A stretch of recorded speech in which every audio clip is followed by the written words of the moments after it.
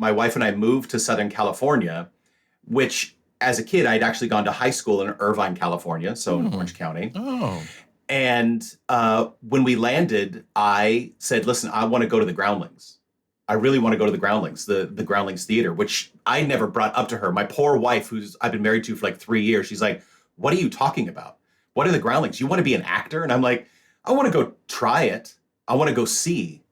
And that's where it all started. Like going into the Groundlings was this thing of like, oh, this is all the pieces of everything you've kind of wanted in one place. And it became the focus for everything for oh geez, I'm going to say 10 years. Wow.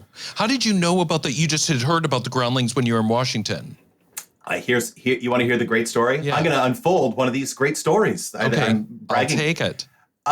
In 93, 94, I was driving in Seattle to my waiting job. Also, I waited tables in like 30 different restaurants. Wow. So we can talk about that waiter, actor, model type. Yes. You know? All that the stuff. whams. You got to make it. Yes. And I heard about the new cast of Saturday Night Live, and it featured Will Ferrell. Okay. And I mentioned that I'd gone to high school in Orange County. I went to high school with Will. Oh, you did? Yeah, all 4 years.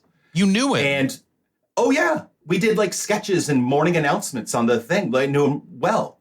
And this is how long ago this was. I wrote him a letter. I sent him a letter to Saturday Night Live, and I'm like, congratulations, I'm so excited for you. This is amazing. I can't believe it. And then he wrote me a letter back. He wrote a letter back. There was no, that's how you did it. In the old days, email was called letters. I know. It wasn't an email, or it was an email? No, it was a letter. paper letter.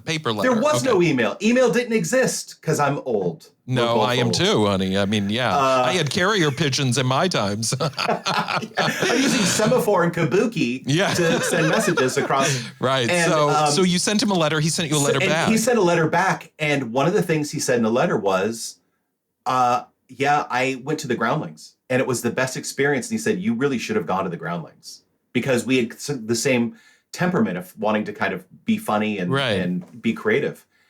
And off that letter, I kind of used that. It just stuck in the back of my head. And I'm like, you know what? You're right. I should go try this.